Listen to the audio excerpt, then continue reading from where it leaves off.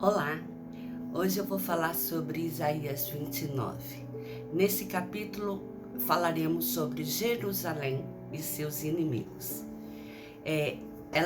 O capítulo começa dizendo o seguinte: Ai da cidade lareira de Deus, em que Davi assentou o seu arraial. Porei a lareira de Deus em aperto, e haverá pranto e lamentação, e ela será para mim verdadeira lareira de Deus. Por que a cidade de Jerusalém ela era chamada de cidade lareira? Porque essa cidade de Jerusalém ela era entregue a frivolidades, a idolatria, a injustiça social, a luxúria, a ociosidade. E o povo, ele era egoísta e vivia com corações cercados de uma falsa segurança. A adoração era formal, ela era insincera, pois o coração do povo estava longe do Senhor. Então, por isso que ela era considerada uma cidade lareira de Deus, porque ela dava um falso aquecimento àqueles que estavam guardados nela. Ela dava uma falsa impressão de que o povo ele estava realmente com o Senhor, sendo que, na verdade, o calor não vinha de Deus, mas era apenas uma falsa lareira. Então, por isso que era considerado cidade lareira de Deus. E depois desses versículos, diz assim: acamparei ao redor de ti com baluarte, e levantarei tranqueiras contra ti. Então, lançada por terra, do chão falarás com voz afogada, como a de um fantasma, um cochicho desde o pó. Quer dizer que o povo, ele seria cercado com tudo aquilo que impediria que ele saísse ou entrasse para mudar a situação dela, mas que ela permanecesse naquela forma com que ela estava. Mas a multidão dos teus inimigos será como pó miúdo, os tiranos como a palha que voa. Do Senhor dos exércitos vem o castigo com trovões, terremoto, estrondo, tufão de vento, tempestade e chamas devoradoras. Tudo aquilo que o Senhor, ele trará como castigo a esse povo que está em Jerusalém, nessa lareira de Deus. Ela será queimada como a palha, como um fino pó que voa, ela se desfará.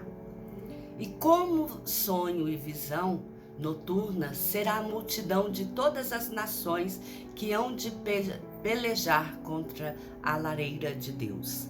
Será também como faminto que sonha que está a comer, mas acorda com fome.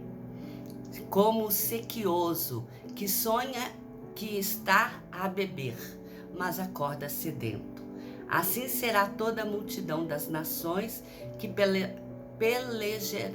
pelejarem contra o monte Sião, porque eles não alcançarão a vitória, porque o Senhor fará com que eles tentem apenas, mas eles não consigam o seu intento, porque assim como o faminto que continua com fome, embora ele tenha sonhado que esteja comendo, e continua com sede, embora ele esteja sonhando que ele estivesse bebendo, assim será a multidão das nações que vierem contra Jerusalém, para cercarem e agirem contra aquele povo que está ali na cidade de Jerusalém, que é o povo de Israel, o povo de Judá. Os inimigos dele serão assim. A cegueira espiritual e a hipocrisia que o povo vivia era muita. Então, o capítulo diz: estalai-vos e ficai estatelados. Quer dizer, deitai no chão e fica ali deitado. Cegai-vos e permaneceis cegos. Bêbados estão, mas não com vinho, porque o Senhor derramou sobre vós o espírito de profundo sono, e fechou os vossos olhos, que são os profetas, e vendou a vossa cabeça, que são os videntes. Se o Senhor fechou os olhos, e eles não conseguem mais ver, ter a visão, é porque o Senhor não está levantando profetas que estejam dando palavras de vida àquele povo. Se ele vendou a cabeça e as videntes não conseguem ver, é porque o Senhor não está falando com aquele povo. Porque toda visão se tornou como a palavra de um livro selado, que se dá a alguém que se sabe ler, e este responde. Não há como ler, o livro está selado, quer dizer, ele está fechado. Não tem como eu ver as palavras que estão ali dentro. Dá-se o livro que não sabe ler, e esse responde, não sei ler. A vidente é aquela que faz o papel de que não sabe ler, enquanto o profeta é aquele que recebe o livro, recebe a palavra, mas ele não sabe o que falar, porque o livro está fechado. A palavra do Senhor não veio sobre ele.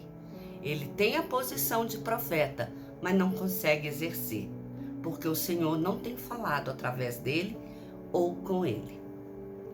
O Senhor disse: visto que este povo se aproxima de mim, e com a sua boca e com seus lábios me honra, mas o seu coração está longe de mim, e o seu temor para comigo são só mandamentos de homens, que maquinalmente aprendeu, continuarei a fazer obras maravilhosas no meio deste povo. Sim, obras maravilhosas em um portento, quer dizer, coisas extraordinárias, milagrosas, de maneira que a sabedoria dos sábios perecerá e a prudência dos seus prudentes se esconderá. Porque se a pessoa se aproxima de Deus, mas ele busca apenas com os lábios, mas o coração está fechado, se ele busca apenas com uns lábios mentirosos, mas no seu íntimo aquilo não tem vida, de que adianta buscar o Senhor? De nada vale, porque o Senhor não se agrada de lábios vazios, de corações e mentes que adoram o Senhor de forma vazia.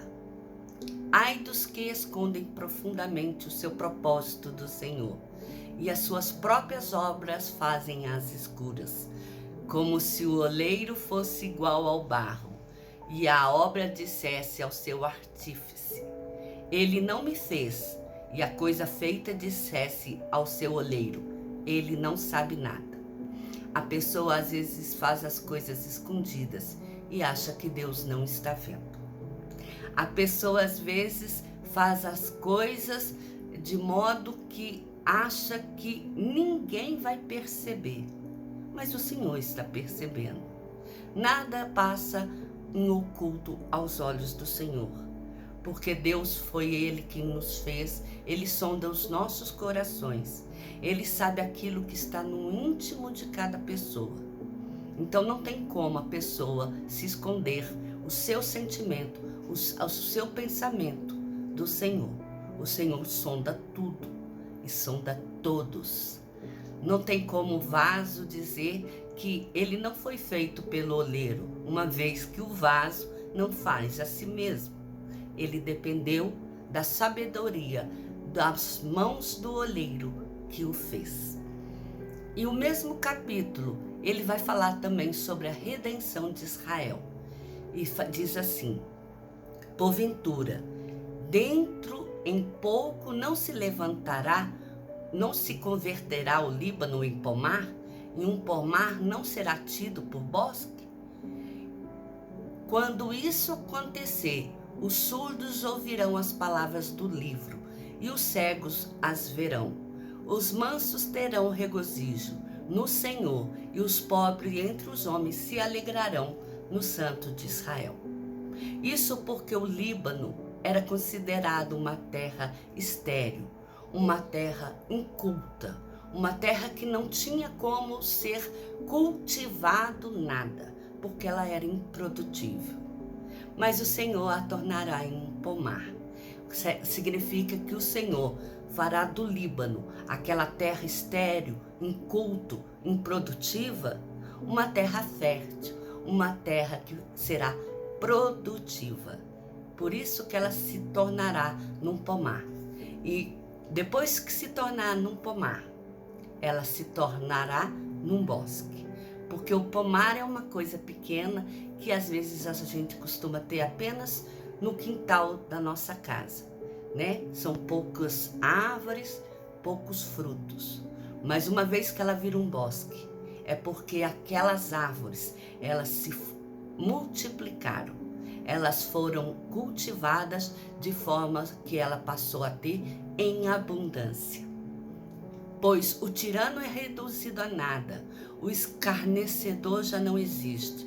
Eliminados todos os que cogitam da iniquidade, os quais, por causa de uma palavra, condenam um homem, os que põem armadilha ao que repreende na porta, e o que, sem motivo, negam justo o seu direito. Porque o povo naquela época, ele escolhia muito bem para quem é que eles, com quem eles seriam justos e para quem eles dariam a ganho de causa. Geralmente era para os nobres, para aqueles mais empoderados, porque o pobre, esse não tinha como pagar pelo direito de ter a justiça. E uma vez que ele não tinha esse direito de justiça, por falta de pagamento, ele sempre estava de forma desfavorecida. Esse só contava com as misericórdias do Senhor, coisa que ali no momento estava faltando. Mas as coisas mudarão, porque diz, portanto, acerca da casa de Jacó, diz o Senhor, que remiu a Abraão, Jacó já não será envergonhado, nem mais se empalidecerá o seu rosto. Quando ele e seus filhos virem a obra das minhas mãos no meio deles, santificarão o meu nome, o Santo de Jacó, e temerão o Deus de Israel. Quando eles verem as obras acontecendo na casa de Jacó, eles lembrarão que a promessa que o Senhor fez, essa se cumpre, e não há nada que possa impedir. Que eles se lembrarão de que o Senhor fez com eles uma aliança no passado e que essa aliança, embora eles estejam andando errado, ela vigora até o presente dia. O presente dia em que o livro foi escrito, mas vigora até hoje, no dia que eu estou fazendo essa live, e vigorará enquanto o Senhor não retornar. Nós ficamos por aqui hoje com o capítulo 29. Eu espero que vocês possam reler como é que Jerusalém e seus inimigos, eles serão tratados pelo Senhor. E que essa palavra possa falar muito ao seu coração. E que o capítulo 30 possa nos trazer uma nova exposição. Por que que o Senhor é contra a aliança que o povo de Israel, o povo que está em Jerusalém, vai tentar fazer com o Egito? Que o Senhor os abençoe. Amém?